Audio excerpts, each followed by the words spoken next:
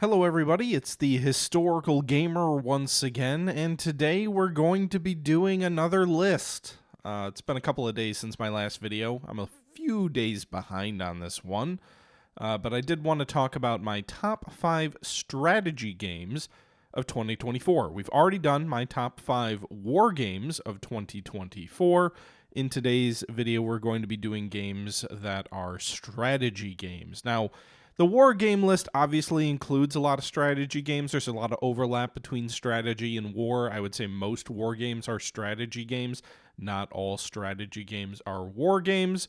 And so the definitions are a little bit fluid. I know there's some traditional definitions behind all that, but let's just say from my vantage point, a strategy game tends to be less directly about military conflict, although it doesn't necessarily exclude it. And when it does include it, it tends to be at more of a high-level vantage point, whereas war games tend to be more focused on the tactical or operational side of wars, or if they are looking at the strategic side, they are principally about military conflict. So, for example, I wouldn't consider Civilization a war game, even though it does include conflict. It is not at its essence a game about military conflict. It is a game about much more than just that. So anyway, that's my vantage point on the topic. But yeah, today's video is going to be a top 5 list of 2024 strategy games. As previously stated, obviously these are only games that I played. I can't really comment on games that I didn't play. So I will say, for example, Sins of a Solar Empire 2 is very popular this year. I did not play it, so I'm not going to include it on the list because I don't really have an opinion on it, even if, I've seen a lot of people really, really like it. So without further ado, let's go ahead and jump into my top 5 strategy games of 2024. At number 5, Citadelum, a game by Abbeylight Barcelona and published by Abbeylight Studios. This is, for lack of a better explanation, at least to me anyway, a modern version of Caesar 3, the classic Rome era city builder. I've seen some criticisms that the game isn't as deep as the Caesar series of games. That might be true, but it is effectively a good-looking modern Roman city builder game that does have sort of multiple levels of economic layers to it. So, for example, you need to build quarries to mine stone. That stone can then be used in tier 2 buildings and sort of tier 3 buildings. So you have this branching view of resources that you mine. You have multiple types of houses that get built in your city as well for different levels of, your population.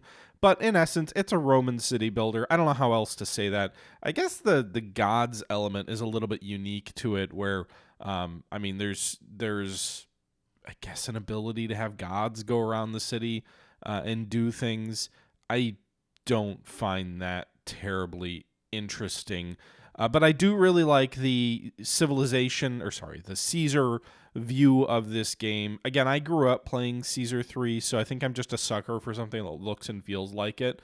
And it really does have a lot of those elements of how Caesar worked, where you had to mine goods and then you had to have teamsters to move those goods around. I do see some elements of Tropico as well. I feel like, to me, there's some Tropico elements in the way that the different types of housing serve different groups within your city. There's a combat element. I don't really play a lot of these kind of games for the military element, but I think one of the famous things of Caesar 3 was that the military side of things was it was there, and they made a big thing about it in Caesar 3, but it was also kind of broken and kind of pointless.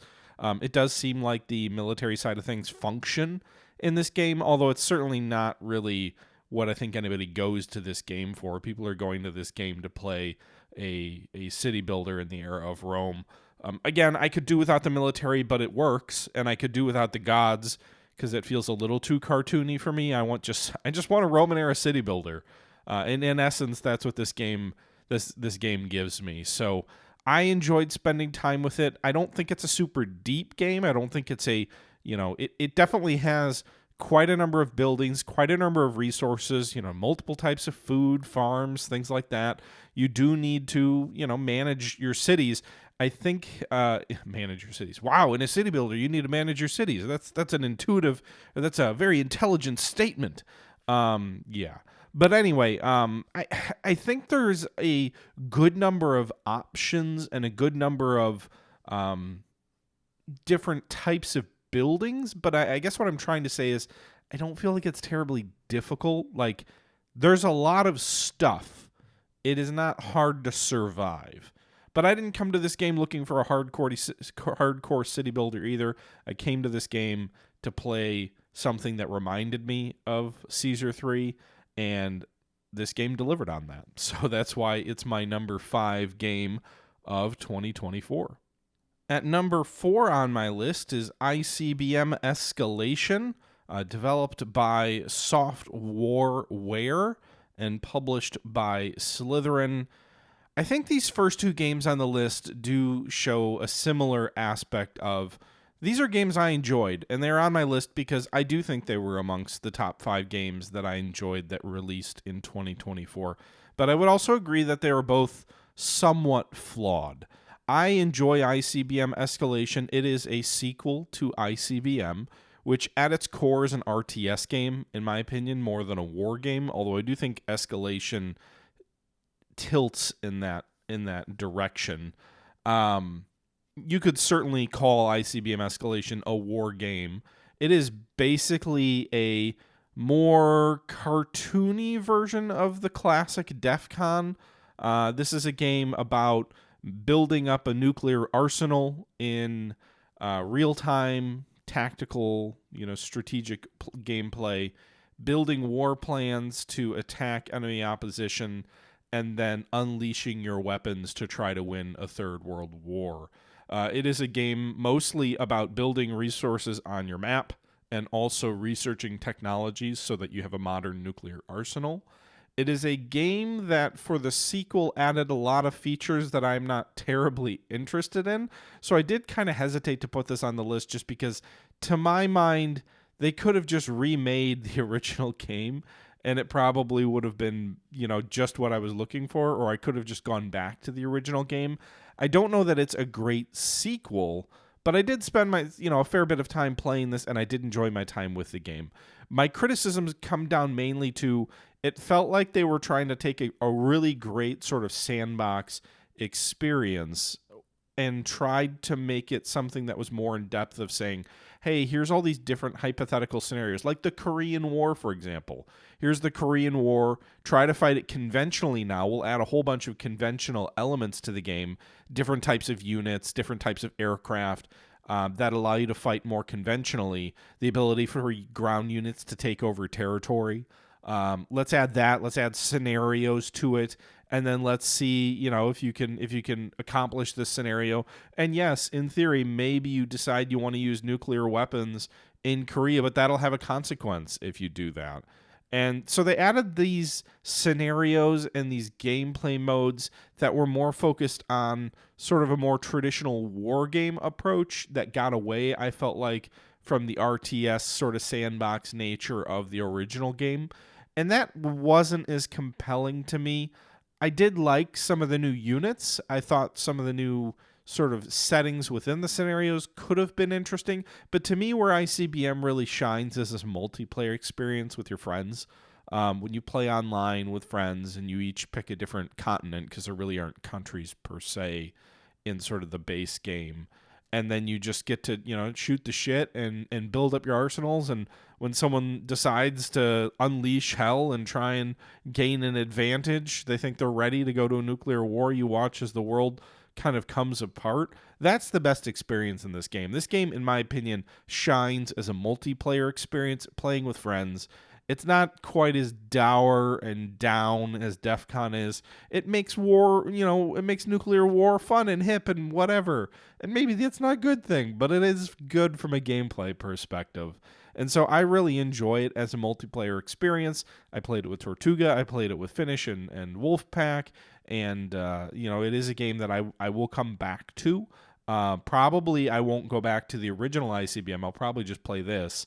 So I think that's why it makes the list at the end of the day.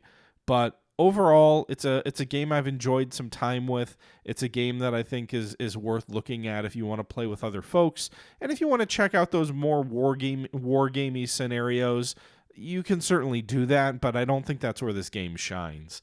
I don't need to try and fight the Vietnam War in this very sort of limited sense in the way this game works. I think its sweet spot is that sort of beer and pretzel nuclear war game with a lot of technology options. Less so, we're going to try and make this thing a genuine war game. And so that's why it's here on my list, is mainly because of the multiplayer experience and the fun that I had playing with friends. So that is at number 4, ICBM Escalation. At number 3 on my list, if you've listened to the Single Malt Strategy podcast episode on this will not come as a shock to you. But at number 3 on my list is Slavic Magic's Manor Lords. It is published by Hooded Horse, and this is a medieval city builder. This is a game that looks beautiful. It's made by a small team and is about basically building a city from scratch in the Middle Ages to try to survive, in large part the elements, and then to a lesser degree, or at least later in the game, hostile forces, hostile raiders, bandits, things like that may come against you. This is a game that does kind of have a tech tree, sort of-ish, and it does allow you to walk around your city in a first-person view if you want. It is a game that allows multiple types of housing. We talked about that earlier in the Roman city builder, but in terms of this one, it is something where you build housing and then you can upgrade it as opposed to building particular types of housing, multiple different types of ways to feed your population, a more difficult, I would say, game than Citadelum, but enjoyable nonetheless. I think it's got a nice blend of tongue-in-cheek and seriousness, and I really have enjoyed my time with it. It is an early access game. It does have combat, and I think the trailer tries to lean more heavily into that. I don't think it's a huge part of the game personally, but it is there, and I'm not sure what else to say about this. It is a good game. It is, it has been very popular. It's got over 50,000 reviews on Steam. It's been, they said they've sold over 2 million copies of this sort of Hooded Horse's runaway hit. But I'm curious to see where it will go. I think this game has a tremendous early game, setting up your cities, building your roads, building your different, sort of districts within your towns is very enjoyable. I feel like once you get a foothold or a toehold and you sort of meet that initial sort of hurdle of surviving, the game loses a little bit of its impact. I think it becomes a little bit too, I don't even know that micro is the right word. It becomes a little bit too easy once you get through that initial couple of seasons. If, strong enough enemies approach you and you haven't built a good defense, they can wreck you pretty quick, and that can make things more difficult. But generally, I think the game is a little too easy for the setting it's trying to cater to. I'd be curious to see, playing it on a harder difficulty, if that's an interesting experience. But I struggle with, once you get yourself established, kind of finding the fun in terms of, what am I doing now, right? Am I just going to keep doing the same thing over, or what's going to keep me coming back? But it is an early access game. I do have, some optimism that they'll figure that out. I think that's a common challenge for any city builder. I think that's true of Citadelum as well, of once you've established yourself to a certain degree, now what? And I think that's where this game needs the most work. But overall, I really have enjoyed my time with it. It's a gorgeous looking game, and I'm excited to see what happens in 2026 with this. Regardless, it is still in my top 5 games of 2025. At number 2 on my list is another sort of mainstream popular game from this year, and that is 11-Bit Studios' Frostpunk 2. I did not play the sequel of Frostpunk, or I did not play the first game in the Frostpunk series, and I didn't actually get to Frostpunk 2 until after sort of some of the acclaim for that. Actually, I didn't really get it until sort of right around when we were recording the single malt strategy episode about a month ago. But I've been really having a lot of fun with Frostpunk 2 since then, and I think it has earned a lot of the acclaim and popularity that the game has with it. I think, based on my initial viewings of the game and then also my experience playing with it, the thing that really interests me the most is the way that there are different groups and different factions within your city. So Frostpunk, it's a game about building a city. Well, Frostpunk 1 was a game about building a city and surviving sort of this frozen winter, setup where there's this storm of these winter storms that are coming in, that, the world is basically, it's kind of Snowpiercer the game, if you will, if you ever saw that movie. The world is falling into effectively another ice age, and you are trying to figure out how you can survive. And so this whole city is built around essentially this generator that provides heat and allows people to survive the storm and the elements that are coming. And so, how do you do that? How do you effectively do that? How do you prioritize resources, rights, things like that? The second game in this really leans much more into factions, into storytelling, into the challenges of leadership, into different political groups within the city that are really, have their own interests, and those interests may not necessarily be may not be in sync with what you feel you need to do in order for the city to survive. And so I think, rather than just the first game, which really focuses on standing up that city and surviving the onslaught of nature. Nature is still there. It is still an ever-present danger that can lead to the destruction of your city and your people. But now, in addition to that, a big part of this is how are you going to manage the different interest groups within your city so that you effectively are able to stay in power and also, keep folks alive. And so there's elements of there's some immigration stuff in this game as well. Because there are people who are still out there who are sort of surviving on their own. They've survived through these initial storms, and then they kind of come to your town, and how do you deal with that? Obviously, sort of in sort of this post-apocalyptic world, there's sort of the ever-present option, I should say, of effectively tyranny and how your laws are set up to survive in this hostile world. But overall, it's just a gorgeous game. It's very well done. It's a very strong sequel. I think this is a game that is definitely worth a look at.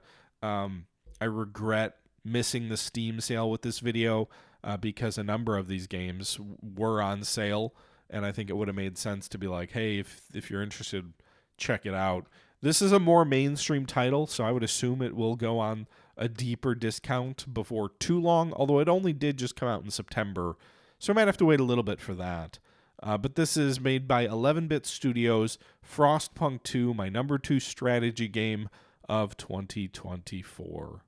All right, and at number 1, my top strategy game of 2024 is Suzerain Rizia.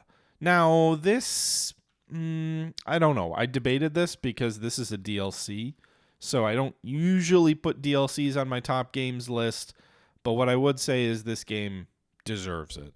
Suzerain Rizia, published by Fellow Traveler, made by Torpor Games. This is the DLC to Suzerain, which came out a few years ago. And I would say the Suzerain games, Rizia and Suzerain, are probably in my top 20 games of the last 2 decades or so. These are brilliant games.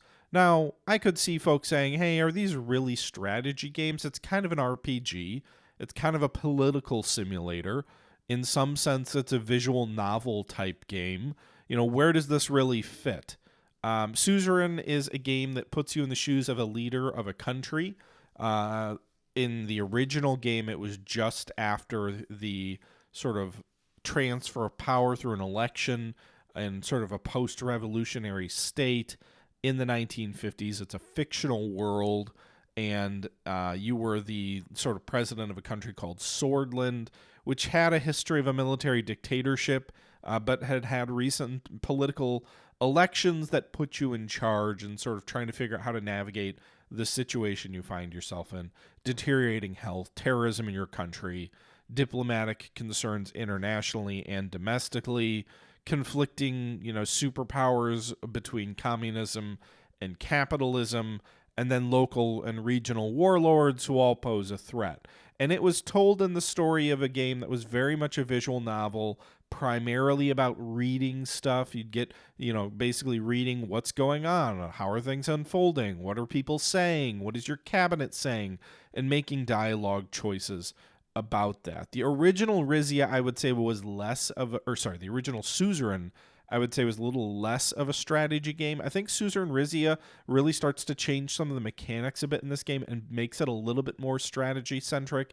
You still get all that reading, you still get kind of your choices with dialogue, but this game also does include, a management screen for how you're going to manage your budget with relation to your military, how many military units of different types of military units you're going to build up. And so it does have that element. And then when a war does occur, if it occurs in this game, you do move units around on a war game-like map, and you do fight units, and there is, definitely a strategy element there of how you manage that conflict, and that conflict has direct impacts to your reign. In Suzerain Rizia, instead of being the leader of a recent revolutionary state, you are the leader of a monarchy, an oil state. Well, not entirely, but primarily an oil state, I guess, kind of like Iran in the 1950s. Same timeline, same universe, same fictional countries, except now the country you're in charge of is called Rizia. You're a member of a royal family. You have taken control and managing all the different political elements and palace intrigue, if you will, of dealing with that, right? Are you going to set your daughter up to be the heir apparent? Is your daughter going to become, someone who maybe is not so loyal to the idea of the monarchy? How are you going to deal with different elements, hardcore royalists within your factions or within your country, democratic movements within your country? How do you deal with foreign influence within your country? You sort of are a revanchist, I can't pronounce that word correctly, state where you have territory that has been taken from you in your time of weakness. What are you going to do to try and get that back? And then, incidents come up and you've got to manage that. You've got to manage your budget. You got to manage your priority on what types of buildings you're going to build and how that's going to help your economy. And it's all just so well done. I don't know how to express the admiration I have for Torpor Games and what they've done here. I think there's elements to the old classic DOS game, Hidden Agenda, that are, put in here. I think there are elements of pretty much every great, political game. I'm sure the reading heavy aspect to this RPG is not going to appeal to everybody, but I do think, if you have it within you, give Rizzi a shot, give it a look, give Suzerain a look, and see if it's something that might interest you, because I think this game has the dialogue, even though it is heavy on the reading, the dialogue, the newspapers, it's all so well done. I've really not seen a game like this. I feel like visual novel games tend to skimp out on a lot of this stuff. This is clearly a game that's made with a lot of love and care. And again, it's not for everybody, but for me, it was the standout game of 2024. Manor Lords obviously there from a popularity point of view, Frostpunk from a mainstream point of view, but in terms of the games that I played this year that really stood out to me, that I would put on top of a list, Suzerain Rizia is clearly the number one game for me for strategy games in 2024. All right, everybody, that's going to do it for this video, looking at my top 5 strategy games of 2024. I would love to hear your list of games that you've been playing, that you've enjoyed, that you think maybe the channel should cover. Certainly feel free to leave that in the description below or chat or in the comments below. And also, what's your thoughts on Suzerain? I don't know, I've got that game, sort of that series sort of circled as both a game I really enjoy and also a game I would love to see more attention paid to. That's my own personal perception. I'd love to hear your thoughts on that game, if you've played it, obviously. leave your thoughts as well. We are certainly going to be doing a top 5 upcoming list for probably both strategy and war games, hopefully in the next week or so. I've just got to make time to actually record it and do some research on what's coming up this year. I'm hopeful that we've got a little bit more of a robust year. We've got Civilization 7 coming in like a couple of months, which I'll probably cover on this channel. I haven't done a lot of Civ stuff in the past on this channel, but it is obviously sort of a tentpole strategy series. And then, Task Force Admiral, I think, is coming out this year, so that should be coming out. I don't know if it's soon, but I do think it's supposed to be coming out this year. I think, anyway, based on the stuff I've seen posted, I would hope it's coming soon. We obviously just got Sea Power, which we'll want to cover more of as the campaign rolls around later this year. But let me know your thoughts on both, the games you're excited about coming out and also games that you enjoyed this year. But that's going to do it for today's video. Until next time, this is the Historical Gamer saying once again, thank you very much for watching. And until next time, I'm out. Bye-bye now.